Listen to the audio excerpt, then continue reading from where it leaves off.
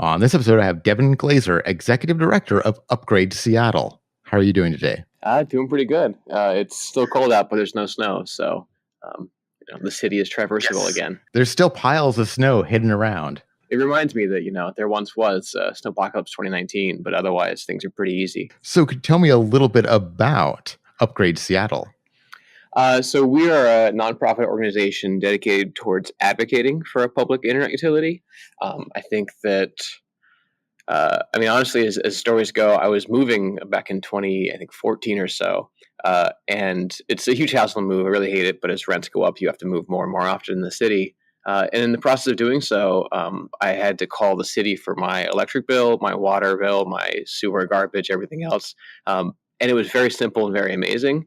And then I had to call CenturyLink for my internet. It was tedious. It was slow. They overcharged. They didn't want me to cancel even though I wasn't living there anymore.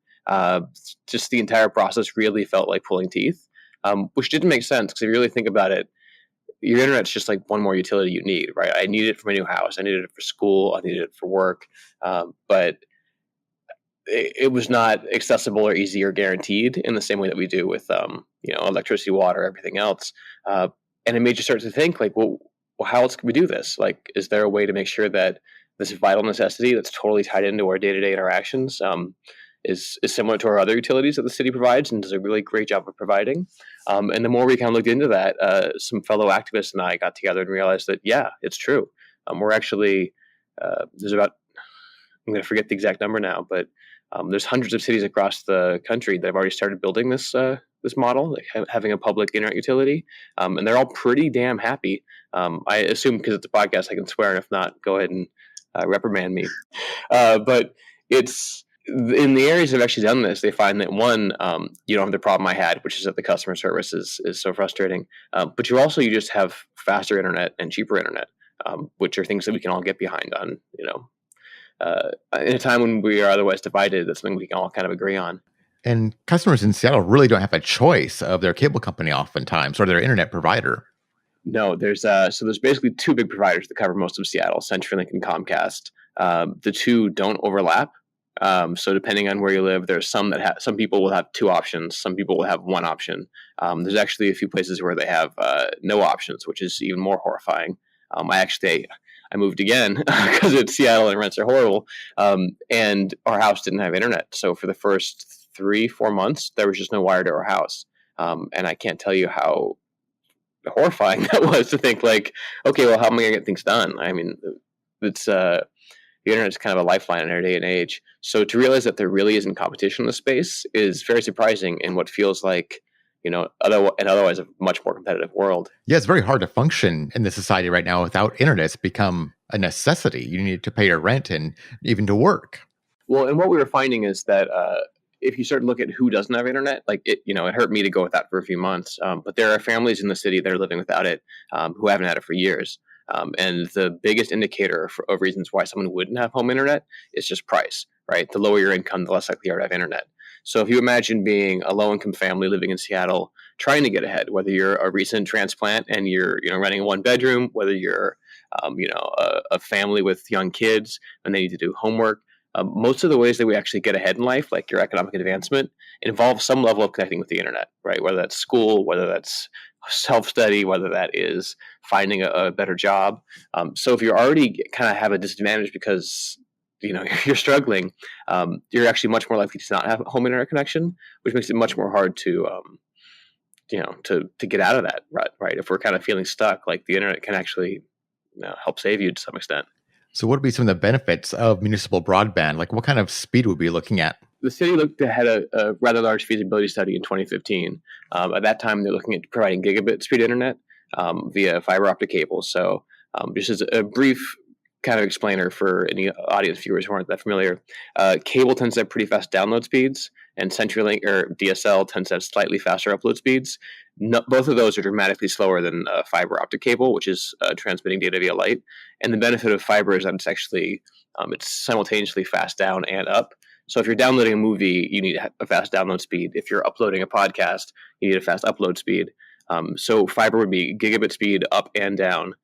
And actually, the city looked at doing that for $45 a month, which is a lot less than I pay for my current Comcast bill each month, and a whole lot better quality and speed.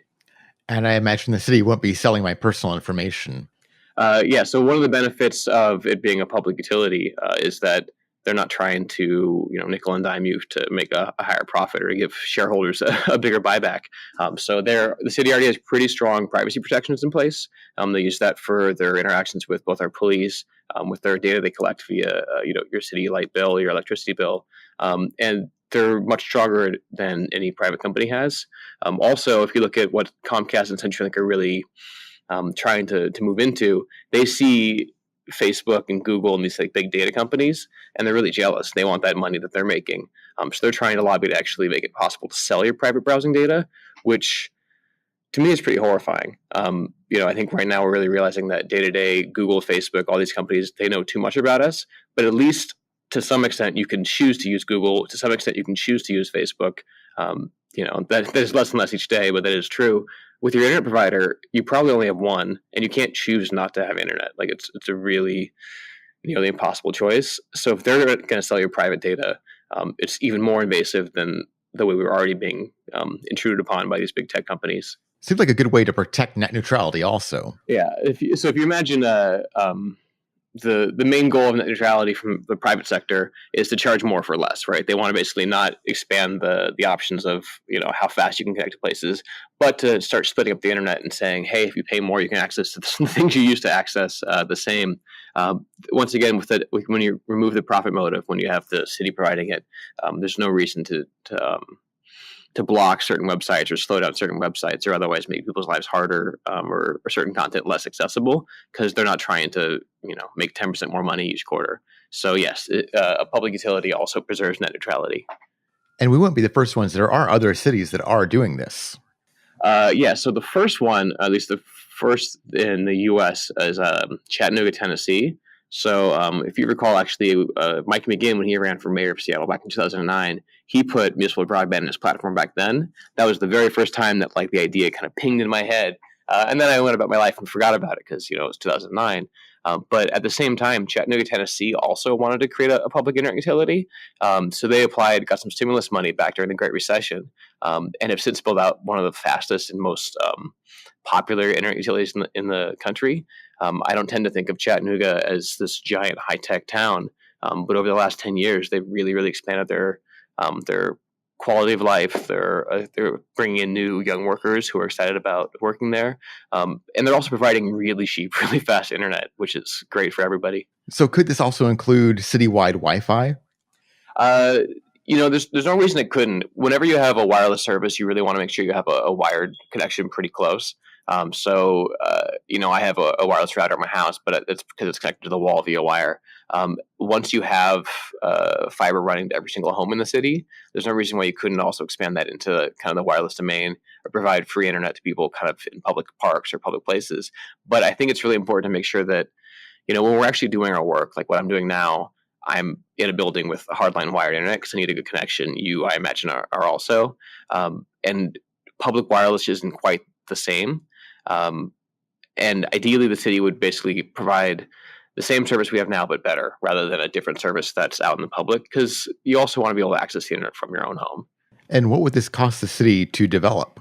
So the last feasibility study was in 2015, and it showed that the city could build it out for about $440 million, which to me sounds like a whole lot because I'm one poor individual. But if you actually focus on what the city can do, it could use its bonding capacity. So basically, the city has a big credit card. It could bond against the future revenue from the utility, what we'd all pay when we pay our monthly bills. And so, in effect, it's basically just another infrastructure project that the city does all the time. I believe the Magnolia Bridge, the current estimates to replace that, are also around $440 million. So while the value itself is, it's big for any individual person, it's actually pretty affordable for a city as rich as Seattle. And are there any state laws right now that are blocking this action?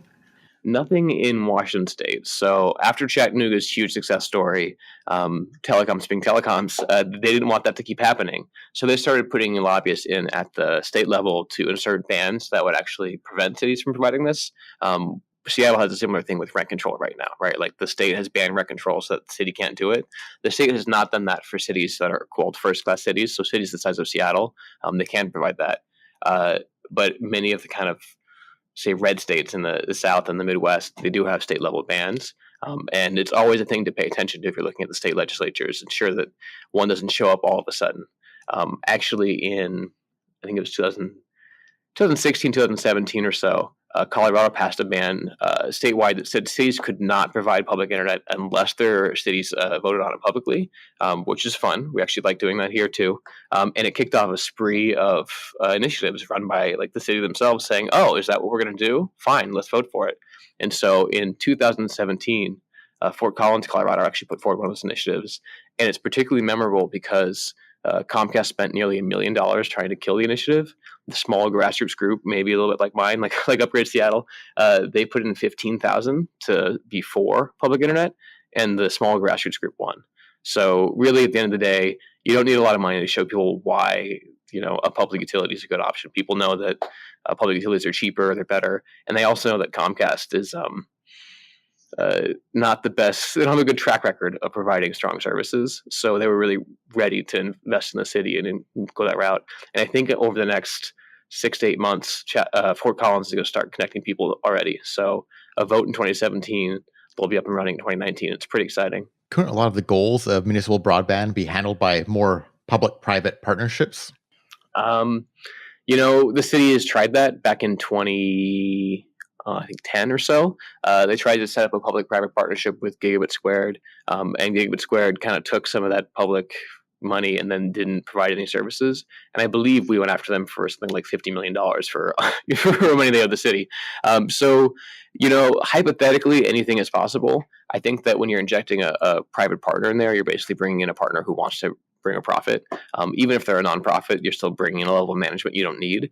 And particularly in a city like Seattle that already has Seattle City Light, which has some of the most environmentally friendly and cheapest electricity in the nation, we already have somebody who knows where we live, have accounts set up for us, so you could just add on this other product alongside your electricity. And so adding a third party seems kind of redundant and wasteful in that situation. Yeah, it's hard to see what these private entities would bring to the table. People really like to put forward their portfolios and try to convince everybody that somehow it's better.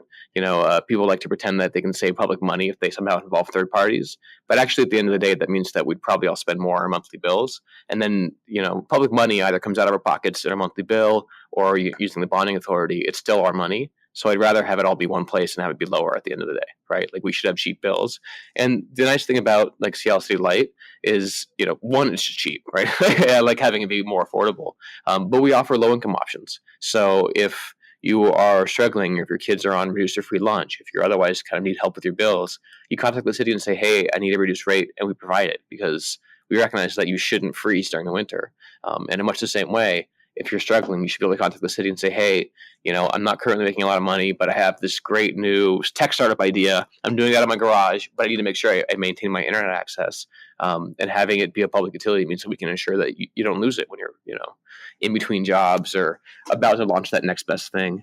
Seattle City Light's a good example because it can provide an excellent service to customers. And oftentimes there's this attitude that only the private sector can do that. Yeah, so Seattle City Light is quite the amazing story. But also in the space, if you look at the telecommunications space, city after city, no one's really particularly happy with their private sector ISP.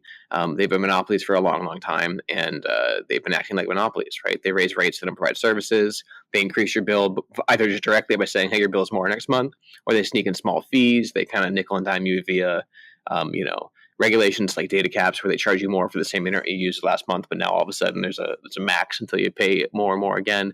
Had the private ISPs been good actors over the last 30 years, maybe you can make the case that the private sector would help us. But we've seen that there's nothing efficient about Comcast. There's nothing efficient about CenturyLink. They're just big and they have a lot of power, and there's no other option in town.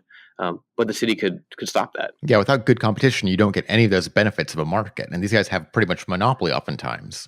Yeah, it's a pure monopoly. There's very few things in life where if you want to interact with them, you have to still yourself and get a book for 2 hours on the phone waiting through their call centers delays. If Burger King did that, you just would never shop for Burger King again. But because there's no other business in town, we just do it, right? You call up your ISP and you sit there and you wait. Yeah, it's oftentimes what people say about dealing with the government, but really it's in the private sector too. And oftentimes the government's really good at providing service. Well, and I've had, I think, one more CenturyLink story. I mean, the unfortunate thing is, even though I am trying to put these guys, to make them compete more, I still have to use them, right? So for all my complaints, they're also my ISP. But CenturyLink overdrafted my account back in the day, and so I had to call them and be like, "Hey, you weren't allowed to take this much money out. Blah blah blah. It was a mistake." While on the phone with them, I actually toggled over on the other line because I was on hold, in between caller and caller. Called my local credit union, Seattle Metropolitan Credit Union. Talked to them about the overdraft fee. They waived it.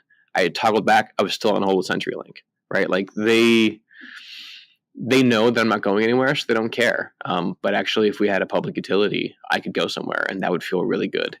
So we've been talking about municipal broadband in Seattle for a long time. Why hasn't it happened? To be pretty honest about it, Comcast and CenturyLink don't want to let it happen. So the Institute for Local Self-Reliance, which is a national nonprofit that focuses on kind of these issues, did a report in 2017, and they saw that Comcast alone could lose $80 million in profits if they had to compete with a public utility. That's $80 million in profits each year. So knowing that, right, I mean, that's from our bills being lower, right? That's just money back in our pockets. So, of course, Comcast would rather have our money rather than give it back to us or compete and lower their prices or et cetera. So they spend really heavily on elections, right? They donate to many candidates. They dropped $52,000 last mayoral cycle into a political action spending committee, trying to fight people who did not support, or trying to fight people who did support municipal broadband in favor of people who had reasons to doubt its efficacy for lack of really any proof out there. But they have more money than most other companies out there because they have all of our money, right? And they're using our money to encourage us not to vote for our own self-reliance, which is, it is grating. They have those deep pockets, being a monopoly or a duopoly kind of situation. They've got all the money in the world. Well, and they have their hands in our shallow pockets, right? For perhaps a strange use of that metaphor. But yeah, I mean, they raise our rates, they charge too much, and then with that money, they spend it on political lobbying. They could spend that same money on infrastructure and actually build out a better network, and maybe we wouldn't be so upset. But they've learned that actually, putting a wire in the street costs some money, putting a lobbyist in City Hall costs, less. And so they've opted to go that route. And it's, I don't know, it's slightly arrogant of them, and it's not particularly helpful for us, but that is the status quo. And that's why there are state level bans. That's why there are people saying that they don't think that it's, the area of the city. But, as you've seen, city over city has done this. Like, it's a very easy thing for cities to do. And, it was exciting back in 2015, Obama put in a State of the Union speech saying, this is a thing that small cities and big cities across the nation should do. And we felt like we had, the winds at our back. And then it just, they outspent us for a bit. So it's never an issue that's going to go away. A few years back, the city council changed their comprehensive master plan, which is their 20-year plan on how to build the city. And they did add in a section saying, like, as we get more capital, we should invest in municipal broadband. So it's built into our founding documents. We just need to have somebody choose to start directing capital that way. I think as in any city, any dollar spent is a dollar spent somewhere well. So there's a lot of really pressing needs that the city can take care of. But unlike some of the other things that we spend money on, whether it's a bridge, whether it's a road, if we invest in broadband, it actually saves us money in the long run, which means we have more money to put into other utilities or other services or other, housing needs, et cetera. So what can people do to support municipal broadband and upgrade Seattle? Well, I mean, if they want to support Upgrade Seattle, they can always go to our website and donate. I would be a bad executive director if I didn't at least say that. In terms of supporting municipal broadband, it is 2019. We're going to have 7 city council seats up for election this year. This needs to be one of the most important issues on people's minds. There are plenty of issues that should be important. I'm not going to tell people to have those issues fight. But one of the issues that we should ask candidates about is, do they support creating a public internet utility?